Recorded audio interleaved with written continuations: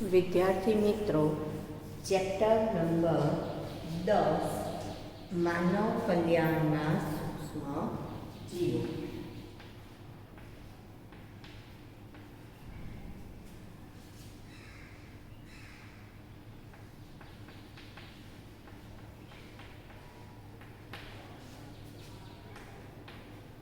હવે સૌથી પહેલા આપણે વાત કરીએ કે સૂક્ષ્મજીવ એટલે શું અને તે ક્યાં જોવા મળે છે.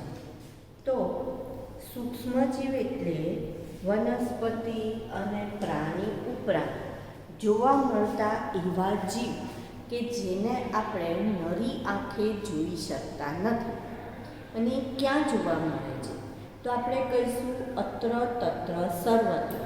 અત્ર તત્ર સર્વત્ર એનો મતલબ સૂક્ષ્મજીવો બધે જ વ્યાપેલા હોય છે. કોઈ પણ એવી જગ્યા નથી કે જ્યાં સૂક્ષ્મજીવ ના રહેલા હોય. જો ગરમ પાણીના ઝરા લો તો એમાં પણ સૂક્ષ્મજીવ હશે. એ જે સૂક્ષ્મજીવ હશે એ અલગ પ્રકારના હશે.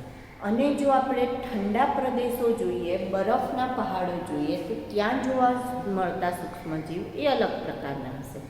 તો બે જગ્યાએ આપણને અલગ અલગ પ્રકારના સૂક્ષ્મજીવ જોવા મળશે. એવી રીતના રણ પ્રદેશમાં જઈએ કે જ્યાં ખૂબ જ ગરમી પડતી હોય તો ત્યાં જોવા મળતા સૂક્ષ્મજીવ અલગ પ્રકારના હશે. પહાડો પર, નદીમાં, પાણીમાં જોવા મળતા સૂક્ષ્મજીવ. તો ઇન શોર્ટ આપણને અત્ર તત્ર સર્વત્ર સૂક્ષ્મજીવો બધે જ જોવા મળે છે. જે 100 ડિગ્રી સેલ્સિયસ તાપમાને પણ જીવી શકે છે, 0 સેલ્સિયસ તાપમાને પણ જીવી શકે, 37 અંશે પણ રહી શકે છે. તો એનો મતલબ એવું થયો કે આવા સૂક્ષ્મજીવ સર્વવ્યાપી હોય છે. એસિડિક વાતાવરણમાં પણ રહી શકે, ક્ષારવાળા વાતાવરણમાં પણ રહી શકે અને બેઝિક વાતાવરણમાં પણ આપણને જોવા મળશે. હવે જો આપણે વાત કરીએ કે જે સૂક્ષ્મજીવ છે એ વિવિધ પ્રકારના હોય. જેમ કે વિરોઈ સૂક્ષ્મજીવ વિવિધ પ્રકારના જોવા મળે. તો એમાંનું આપણે જોઈએ તો વિરોઈડ પ્રકારના હોઈ શકે, વાયરસ અથવા એને વિષાણુ તરીકે પણ આપણે ઓળખીએ છીએ. પછી બેક્ટેરિયા અથવા એને જીવાણુ તરીકે પણ આપણે ઓળખીએ છીએ. ફૂગ, પ્રજીવ,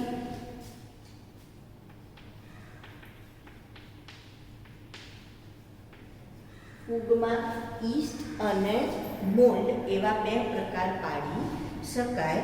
અને પ્રોટીનમય ચેપી કારકો, પ્રોટીનમય ચેપી કારકો આવા જુદા જુદા પ્રકારના એને વહેંચી શકાય. બરાબર? આવા જુદા જુદા પ્રકારના સૂક્ષ્મજીવો આપણને જોવા મળશે. હવે કેટલાક બેક્ટેરિયા અને ફૂગને આપણે પોષણયુક્ત માધ્યમમાં ઉછેરવામાં આવે છે અને એના કારણે લોકો પોતાની શું બનાવે છે? વસાહતો બનાવે છે. જ્યારે આપણે એને પોષણયુક્ત માધ્યમમાં ઉછેરીએ તો એની સંખ્યામાં વધારો થાય, એટલે કે એની વસાહતો બને, જેને આપણે નિવેશ્ય તરીકે પણ ઓળખીએ છીએ. જેને આપણે નરી આંખે જોઈ શકીએ અને એને આપણે નિવેશ્ય તરીકે પણ ઓળખીએ છીએ. હવે આ જે સૂક્ષ્મજીવ છે બધે બધા સૂક્ષ્મજીવ રોગકારક છે એવું નથી. કેટલાક સૂક્ષ્મજીવ મનુષ્ય માટે ફાયદાકારક છે, ઉપયોગી છે, જ્યારે કેટલાક સૂક્ષ્મજીવ મનુષ્ય માટે નુકસાનકારક અથવા તો રોગકારક હોય છે. એટલે સૂક્ષ્મજીવો બે પ્રકારના છે. ફાયદાકારક એટલે કે જે એને નુકસાન નથી કરતા, રોગ નથી કરતા, અને કેટલાક છે જે એને રોગ કરે છે, એટલે કે રોગકારક. બરાબર? તો મનુષ્યને કઈ રીતના સૂક્ષ્મજીવ ઉપયોગી છે તો એના માટે આપણે પ્રશ્ન લઈએ કે ઘરગથ્થુ જે જીવન છે એમાં સૂક્ષ્મ જીવોનો ફાળો. ઘરગથ્થુ ઉત્પાદનોમાં સૂક્ષ્મ જીવોનો ફાળો. ઘરગથ્થુ ઉત્પાદનમાં સૂક્ષ્મ જીવનો ફાળો. સૂક્ષ્મ જીવ શું ફાળો આપે છે આપણને? તો સૌથી પહેલી વાત કરીએ આપણે તો એમાં આવશે દૂધમાંથી દહીં બનાવવા માટેની પ્રક્રિયા.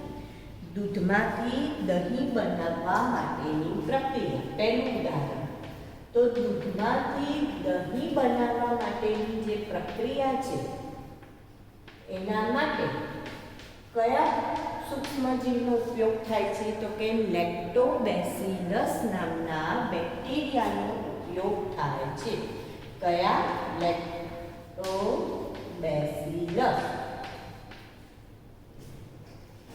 કયા છે?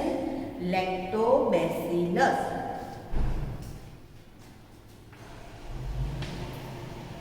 જવાબદાર છે. બરાબર. દૂધમાંથી દહીં બનાવવા માટે કયા બેક્ટેરિયા જવાબદાર છે? લેક્ટોબેસિલસ.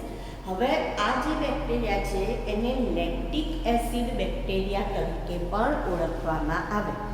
લેક્ટિક એસિડ બેક્ટેરિયા તરીકે ઓળખવામાં આવે. હવે જ્યારે આપણે દહીં લઈશું અને એને દૂધમાં નાખીશું તો દહીંની અંદર આ બેક્ટેરિયા હોય છે. તેનો મતલબ દહીં એ નિવેશ્ય થયું કે જેમાં બેક્ટેરિયાનો જથ્થો છે. એને જ્યારે આપણે દૂધમાં નાખ્યું તો એ દૂધમાં જવાથી પોતાનું શું કરશે? સંખ્યામાં વધારો કરશે અને આખું દૂધ છે એને શેમાં ફેરવી દે છે? તો કે એને દહીંમાં ફેરવી દે છે. બરાબર. તો દૂધમાં રહેલા પ્રોટીનનું પાચન કરશે, આંશિક પાચન કરશે અને અનુકૂળ તાપમાને બહુગુણિત થઈને દૂધને શેમાં ફેરવી દે છે? દહીંમાં ફેરવે છે. હવે આ જે દહીં બનશે એ કઈ રીતના આપણને ઉપયોગી છે? તો કે એક તો વિટામિન B12. આપણામાં જે B12ની ઉણપ છે તો એવું કહેવાય કે દરરોજ 1 ચમચી તાજું દહીં ખાવું જોઈએ. તાજું દહીં શબ્દ વાપરું છું. કેમ? કારણ કે તમે જુઓ, જ્યારે આ દહીં પડ્યું રહે, આપણે દહીં બનાવ્યું, આજે રાત્રે ધારો કે તમે દહીં નાખ્યું દૂધની અંદર અને કાલ સવારે જે દહીં મળ્યું એ તાજું દહીં કહેવાય. એની અંદર લેક્ટોબેસિલસ હોય. પણ હવે જો એને તમે 2 દિવસ મૂકી રાખો તો એ જ લેક્ટોબેસિલસ બેક્ટેરિયા એ ઈસ્ટમાં પરિણમે છે, ફૂગમાં ફેરવાઈ જાય છે, ઈસ્ટ બની જાય છે. બરાબર. તો જે ખાટું દહીં હોય એની અંદર ઈસ્ટ હોય છે અને એટલે આપણે એનો ઉપયોગ આથો લાવવા માટે કરતા હોઈએ છીએ. તો તાજા દહીંમાંથી તમને આથો નહીં મળે, પણ જ્યારે ખાટું દહીં હોય તો એમાંથી આથો મળશે. તો જે તાજું દહીં છે એ વિટામિન B12ની માત્રામાં શું કરશે? વધારો કરે છે. વિટામિન B12ની માત્રામાં વધારો કરે છે. એટલે 1 ચમચી દહીં ખાવું જોઈએ રોજનું. સાથે સાથે આપણા જે જઠરની અંદર અથવા પાચન માર્ગમાં જે પણ સૂક્ષ્મજીવો દ્વારા થતા રોગ હોય એને અટકાવે છે. જો ઘણા લોકોને આંતરડામાં કે એમાં ચાંદી પડેલી રહેતી હોય અથવા તો ખોરાકનું બરાબર પાચન ના થતું હોય તો એવું કહેવાય કે રોજ છાશ પીવી જોઈએ. તાજા દહીંની બનેલી છાશ પીવી જોઈએ. તો એનાથી શું થાય? તો કે એનાથી આંતરડા બરાબર સાફ થાય અને ચાંદી પડતી નથી. તો જઠર અને જે પાચન માર્ગની આપણે વાત કરીશું તેમાં સૂક્ષ્મજીવો દ્વારા થતા રોગ અટકાવે છે. જઠરમાં સૂક્ષ્મજીવ દ્વારા થતા રોગ અટકાવે છે. તો આ પહેલો ઉપયોગ સૂક્ષ્મજીવોનો થયો. બીજો ઉપયોગ જો જોઈએ આપણે તો ઢોસા અને ઈડલી બનાવવા માટે જે ખીરું ઉપયોગમાં લેવાય છે એમાં આથવણની ક્રિયા થાય છે. ઢોસા અને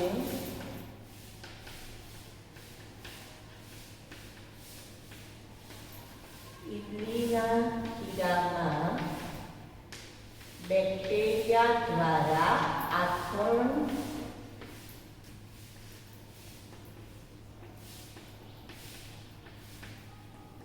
પ્રક્રિયા થાય છે.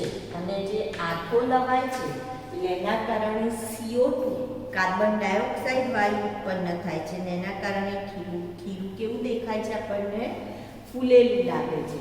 હવે એમાં અજારક શ્વસન થાય અને જ્યારે અજારક શ્વસન થાય ત્યારે એની અંદર ઇથેનોલ અને કાર્બન ડાયોક્સાઇડ ઉત્પન્ન થાય એટલે ખીરું કાર્બન ડાયોક્સાઇડના કારણે આપણને પોચું બને છે.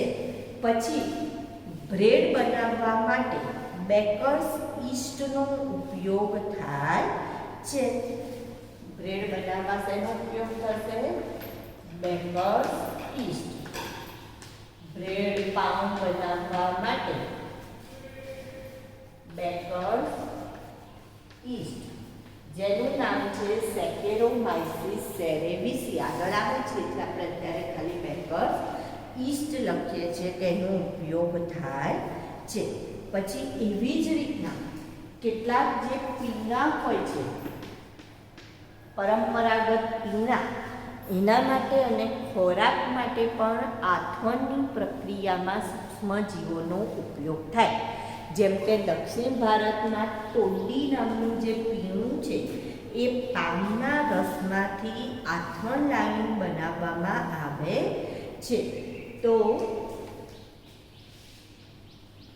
પીણા અને ખોરાકમાં આથો લાવવા. ઉદાહરણમાં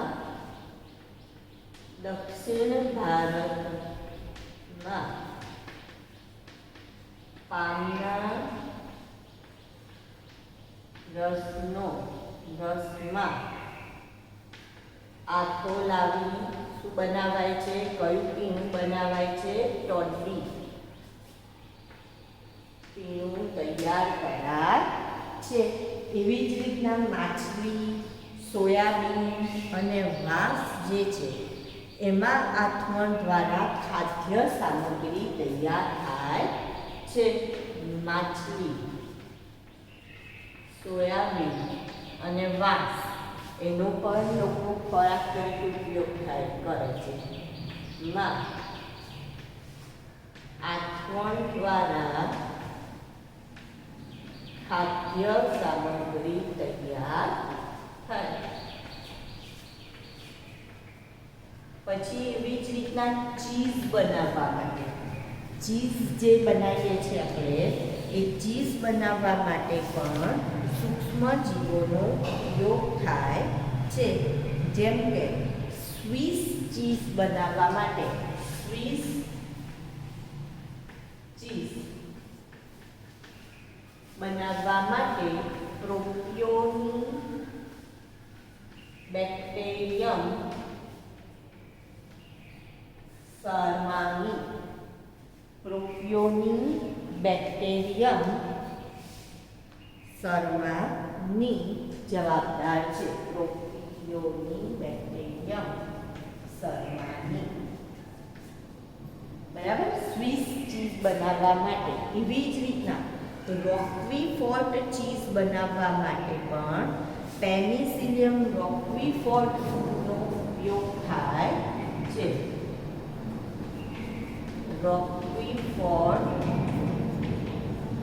ચીઝ બનાવવા માટે એટલે આમાં છે ને સ્મેલ આવે, એક સુગંધીદાર ચીઝ બને છે. આ સ્વિસ ચીઝ એ કેવી છે તો કે દાણાદાર હોય, જુદા જુદા પ્રકારની હોય. તમે જોયું હશે, ખબર છે પેલી કાવ ચીઝ આવે છે જે એકદમ સ્લાઇસ ચીઝ હોય છે, આમ સ્લાઇસ હોય, પતલી પતલી સ્લાઇસ હોય. પછી કેટલાકમાં ક્યુબ આવે છે, કેટલાકમાં દાણાદાર આવે છે. એટલે તમે પેલા અમુક ડોમિનોઝના પીઝા જુઓ તો એમાં આમ ખેંચાતી તાતણાવાળી એકદમ ચીઝી ચીઝ હોય છે, તો સ્વિસ ચીઝ. અને કેટલીક ચીઝ જે છે એ સુગંધીદાર ફ્લેવરવાળી ચીઝ હોય છે. તો એમાંની એક છે રોક્વીફોર્ટ ચીઝ, જે પેનિસિલિયમ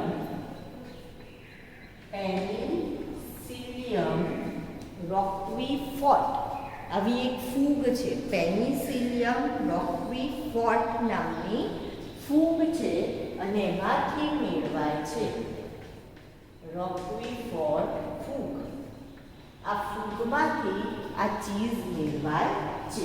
તો આટલા માટે આટલા ઉપયોગો આપણે એના ઘરેલું ઉપયોગ એનો કહી શકીએ. કે આપણે ઘરગથ્થુ ઉપયોગ આટલા કરી શકીએ છીએ.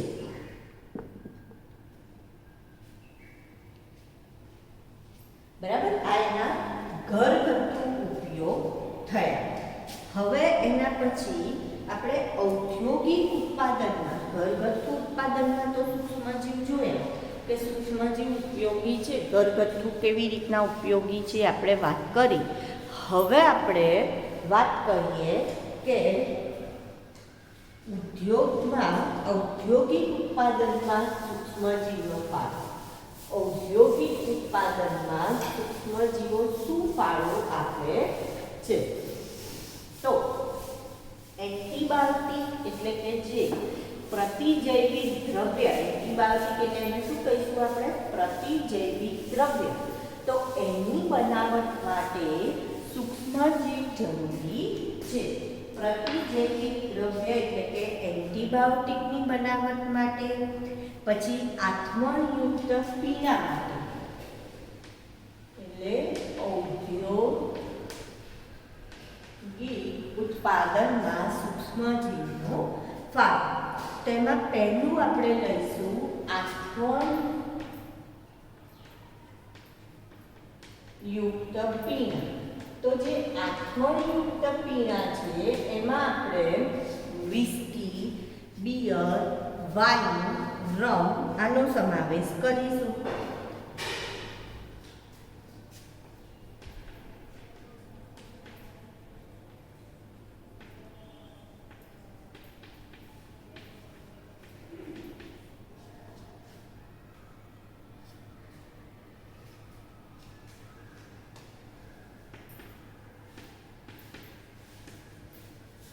આવા જે પીણા છે એ પીણા આપણે ઈસ્ટની મદદથી મેળવી શકીએ છીએ.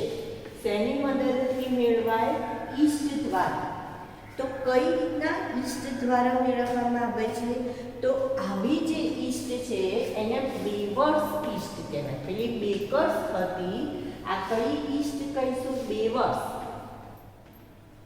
જે બેવરેજીસ બનાવવા માટે, આને બેવરેજીસ કહેવાય, એના ઉપરથી ઈસ્ટનું નામ આપ્યું બેવર્સ ઈસ્ટ, જેની અંદર આપણે સેકેરોમાઇસીસ સેરેવિસીનો સમાવેશ કરીએ છીએ. કઈ ઈસ્ટનો સમાવેશ કરીએ છીએ? સેકેરોમાઇસીસ સેરેવિસી. સેકેરોમાઇસીસ સેરેવિસી નામની ઈસ્ટ જે છે એને બેવર્સ ઈસ્ટ પણ કહેવાય. બેકર્સ પણ ઈસ્ટ છે અને બેવર્સ પણ ઈસ્ટ છે. તો જે આના ઉત્પાદન માટે આપણે, હવે આનું ઉત્પાદન આપણે કંઈ નાના પાયે નથી કરવાનું, બહુ મોટા પાયે થતું હોય. તો એના માટે લોકો મોટું ફર્મન્ટર ટેન્ક બનાવે. એક મોટું આથમણકારક ટેન્ક હોય. એ ટેન્કની અંદર જેમાંથી, ધારો કે ફ્રૂટમાંથી આખો લાઈન આપણે આ બનાવવું છે, તો એ બધા ફ્રૂટને એની અંદર, ધારો કે દ્રાક્ષમાંથી આપણે વાઇન બનાવવું છે, તો જે દ્રાક્ષ હોય એ દ્રાક્ષને ફર્મન્ટર કારક હોય એ જે મોટી ટેન્ક હોય એની અંદર લેવામાં આવે. પછી એને બરાબર ક્રશ કરીને એના જે ઉપરના છોડ્યા હોય એ દૂર કરી દેવાના અને અંદરનો જે ગર હોય એ લેવામાં આવે અને એને 15 દિવસ સુધી રાખવામાં આવે કે જેથી અને અજારક શ્વસન થાય, જેથી એની અંદર આથવણની પ્રક્રિયા થાય અને આથવણના કારણે એની અંદર શું થશે તો કે કાર્બન ડાયોક્સાઇડ ઉત્પન્ન થશે, ઇથેનોલ ઉત્પન્ન થશે અને એ ઇથેનોલને શુદ્ધિકરણ માટે મોકલવામાં આવે. જો એમાં કોઈ ફ્લેવર એડ કરવી હોય તો એ ફ્લેવર એડ કરવામાં આવે અને ત્યાર પછી એનું સ્ટોરેજ કરવામાં આવે. તો જુદા જુદા પદ્ધતિથી એનું સ્ટોરેજ થતું હોય. જો વાઇનના સ્ટોરેજનું તમને વાત કરું તો એમાં એક વુડન આખું ડ્રમ જેવું હોય જેની અંદર એને સ્ટોર કરેલું હોય અને એ વુડન જે ડ્રમ હોય એ લગભગ 40,000થી લઈને 1 લાખ સુધીના હોય અને એ જે વુડન છે એ બહારની કન્ટ્રીમાંથી જે ઝાડ હોય ને એમાંથી એ વુડન ડ્રમ તૈયાર કરેલા હોય અને એની અંદર એ લોકો આપણે ઘણી વાઇન જોઈએ છે ને તો એમાં એવું કહે છે કે 100 વર્ષ જૂની વાઇન અથવા 20 વર્ષ જૂની વાઇન. તો એવી રીતના એ વુડન ડ્રમની અંદર એને મૂકી રાખવામાં આવે. લાકડાનું જે ડ્રમ હોય એની અંદર એને ભરીને એને માઇનસ ટેમ્પરેચરે રાખવામાં આવે, સંગ્રહી રાખવામાં આવે અને વર્ષો સુધી રાખવામાં આવે. કેટલીક વખતે એ જો ચોકલેટ ફ્લેવર આપવી હોય તો એ જે લાકડાનું ડ્રમ હોય એની અંદર ચોકલેટ એડ કરવામાં આવે છે. જ્યારે ડ્રમ બનાવવામાં આવે ત્યારે એટલે એની અંદર એ ચોકલેટ ફ્લેવર આવી જતી હોય છે. તો આવી રીતના જુદી જુદી એ લોકો ફ્લેવર આપતા હોય છે. તો આવી રીતના એ લોકો એનું સ્ટોરેજ કરતા હોય. હવે આમાંથી જે વાઇન અને બિયર જે છે એ બંને આપણને એનું ઉત્પાદન નિસ્યંદન એના વગર મેળવવામાં આવે છે. એ લોકો એનું નિસ્યંદન કરતા નથી, એનું કોઈ નિસ્યંદન થતું નથી. એટલે નિસ્યંદન વગર ઉત્પાદન થશે. જ્યારે રમ, વિસ્કી, બ્રાન્ડી જે છે એનું નિસ્યંદન દ્વારા ઉત્પાદન થાય છે. નિસ્યંદન થવું જોઈએ અને નિસ્યંદન સાથે એનું ઉત્પાદન અથવા તો નિસ્યંદન દ્વારા ઉત્પાદન થાય છે. જ્યારે અહીંયા નિસ્યંદન થતું નથી, નો ડિસ્ટિલેશન. જ્યારે અહીંયા ડિસ્ટિલેશન થાય છે. તો પહેલું આથવણયુક્ત પીણાની વાત કરીએ. હવે બીજી વાત કરીએ આપણે એન્ટીબાયોટિક ઉત્પાદન માટે. એન્ટીબાયોટિક ઉત્પાદન. તો એન્ટીબાયોટિક એટલે શું? પહેલાં તો એની વાત કરીએ તો ગ્રીક વર્ડ છે. આ જે એન્ટીબાયોટિક છે એ કયો વર્ડ છે? ગ્રીક ભાષાનો વર્ડ છે. જેમાં એન્ટીનો મતલબ થાય વિરુદ્ધ અને બાયોનો મતલબ થાય જીવ, એટલે કે જીવની વિરુદ્ધ. તો જીવની વિરુદ્ધ આપણે જે ઉત્પન્ન કરીએ છીએ કે જે એ જીવને નાશ કરવા માટે વાપરીએ છીએ એટલે એને એન્ટીબાયોટિક કહેવાય અથવા પ્રતિજૈવિક દ્રવ્ય તરીકે એને ગુજરાતીમાં આપણે શેના તરીકે ઓળખીએ છીએ? પ્રતિજૈવિક દ્રવ્ય. હવે આવું દ્રવ્ય સૌથી પહેલાં કયું ઉત્પન્ન થયું હતું અથવા કઈ એન્ટીબાયોટિક સૌથી પહેલાં બનેલી હતી? તો પેનિસિલિન નામની જે એન્ટીબાયોટિક હતી, પેનિસિલિન, જે સૌથી પહેલાં બની હતી. હવે કઈ રીતના બની હતી? તો એડવર્ડ જેનરનું નામ અને એલેક્ઝાન્ડર ફ્લેમિંગ જે છે એ સ્ટેફાઇલોકોકાઈ બેક્ટેરિયા ઉપર પ્રયોગ કરતા હતા. જે એલેક્ઝાન્ડર ફ્લેમિંગ વૈજ્ઞાનિકનું નામ છે. આ ફ્લેમિંગ કોના ઉપર પ્રયોગ કરતા હતા? તો સ્ટેફાઇલોકોકાઈ બેક્ટેરિયા,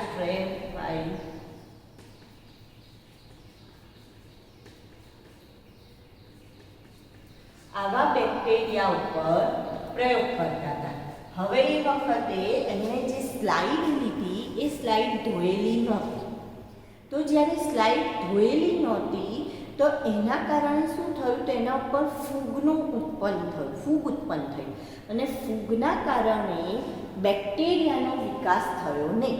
જે પણ સ્લાઇડ લીધી એમણે એ સ્લાઇડ ઉપર બેક્ટેરિયાનો વિકાસ ના થયો. ધોયા વગરની સ્લાઇડ લીધી તો એના ઉપર મોલ્ડ ઉત્પન્ન થઈ. એ મોલ્ડનું રસાયણ જે હતું એટલે કે ફૂગનું રસાયણ હતું એ રસાયણે શું કર્યું? તો કે એ રસાયણે આ બેક્ટેરિયાને મારી કાઢ્યું. એટલે બેક્ટેરિયાની વૃદ્ધિ એના ઉપર જોવા મળી નહીં. અને પછી એ દરમિયાન હજી એમને એવી ખબર ના પડી કે આ કંઈક એન્ટીબાયોટિક દવા છે કે એવું કંઈ ના ખબર પડી.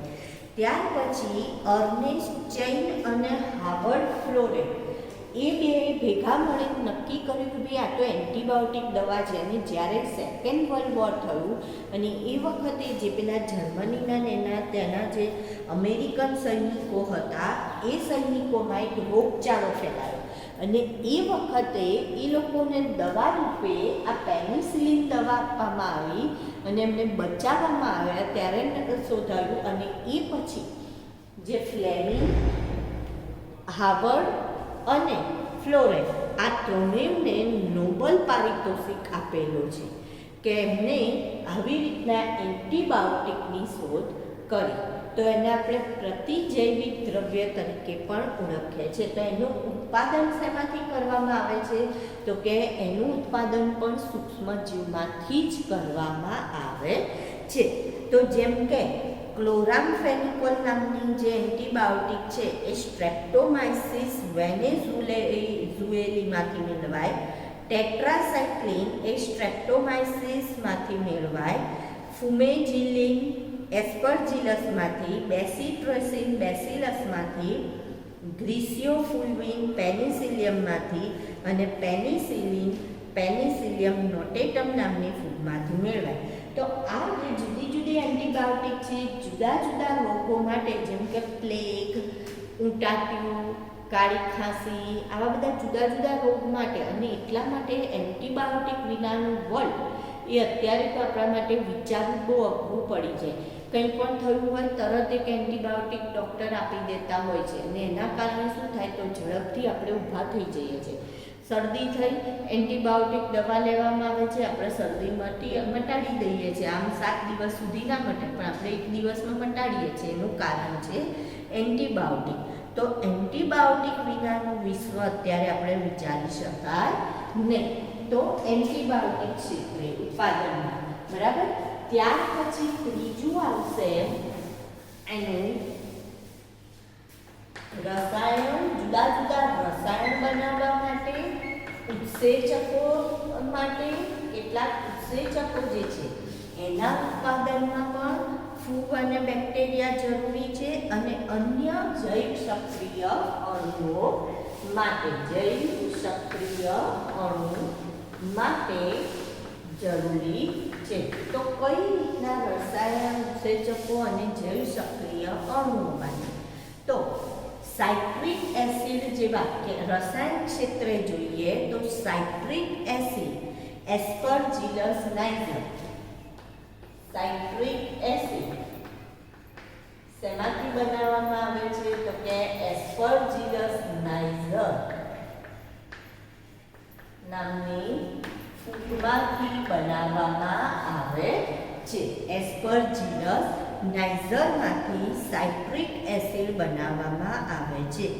એવી જ રીતના લેક્ટિક એસિડ જો બનાવવો હોય આપણે તો એ શેમાંથી બનાવીશું? લેક્ટિક એસિડ લેક્ટોબેસિલસ નામના બેક્ટેરિયામાંથી બનાવવામાં આવે છે.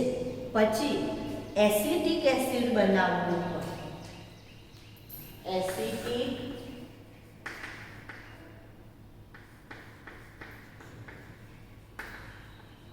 તો એસિટોબેક્ટર એસિટી.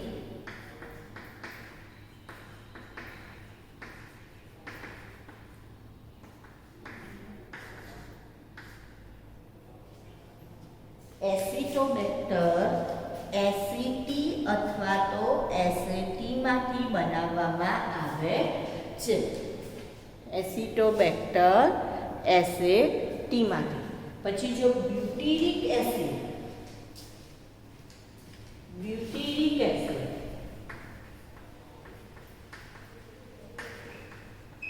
તો ક્લોસ્ટ્રીડિયમ બ્યુટીરિકમ. ક્લોસ્ટ્રીડિયમ બ્યુટીરિકમ. તો જો આને હવે તમે યાદ કેવી રીતના રાખશો? A B C એવી એવી રીતના એ એટલે એસિટિક એસિડ, બી એટલે બ્યુટેરિક એસિડ, સી એટલે સાઇટ્રિક એસિડ અને એલ તો એમાં લેક્ટિક એસિડ. પછી એવી જ રીતના ઇથેનોલના ઉત્પાદન માટે શું આવશે? સેકેરોમાઇસીસ સેરેવિસિસ. આ બધા રસાયણો છે. તો ઇથેનોલ માટે સેકેરોમાઇસીસ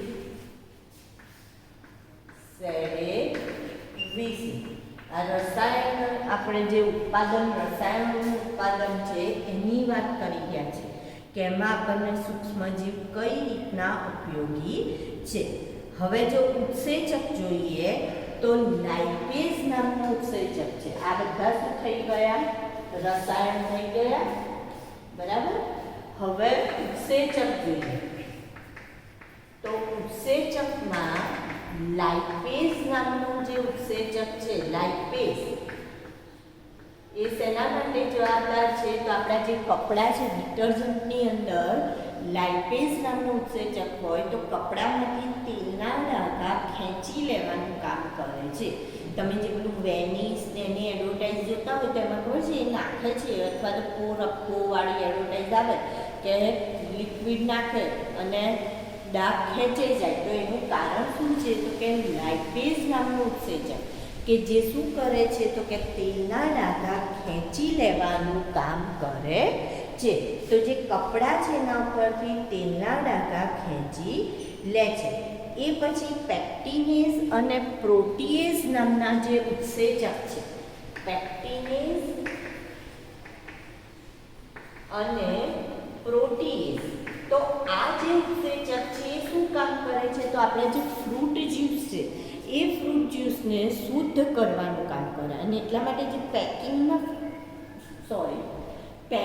જે ફ્રૂટ જ્યુસ હોય એમાં પેક્ટિનેઝ અને પ્રોટીએઝ હોય અને એના કારણે ફ્રૂટ જ્યુસ, આપણે ઘરે ફ્રૂટ જ્યુસ કાઢીશું તો એ ગાઢો હશે થોડો, તમને પારદર્શક નહીં દેખાય. પણ તમે જો બહારથી લાવેલો ફ્રૂટ જ્યુસ હશે ને એને ગ્લાસમાં કાઢો તો થોડો ટ્રાન્સપરન્ટ શેડ દેખાશે. તો એનું કારણ શું છે? તો કે આ જે પેક્ટિનેઝ અને પ્રોટીએઝ નામના જે ઉત્સેચક છે એની મદદથી એને શું કરવામાં આવે છે? ફ્રૂટ જ્યુસને શુદ્ધ કરવામાં આવે છે. પછી સ્ટ્રેપ્ટોકાઇનેઝ નામનું ઉત્સેચક જે છે, સ્ટ્રેપ્ટોકાઇનેઝ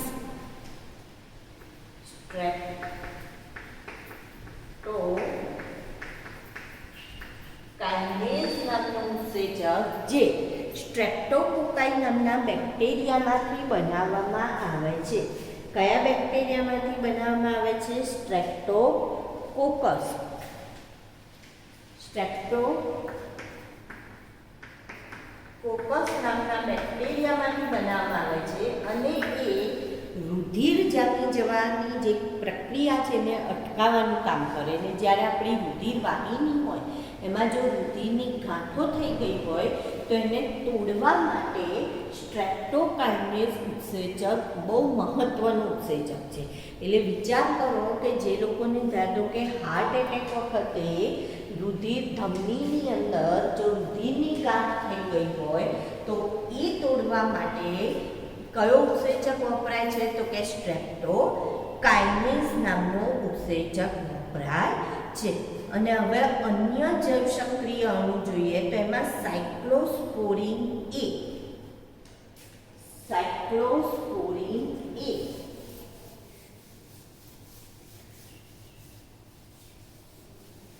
તો આ જે સાયક્લોસ્પોરિન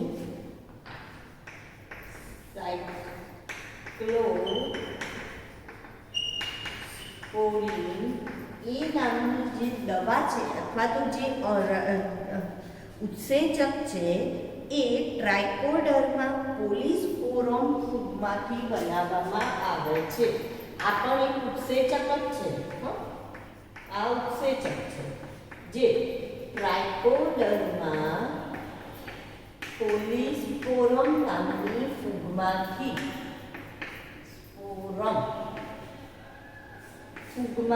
બનાવવામાં આવે છે. ટ્રાઇકોડર્મા પોલિસ્પોરમ નામની ફૂગમાંથી સાયક્લોસ્પોરિન એ નામનો ઉત્સેચક બનાવવામાં આવે છે.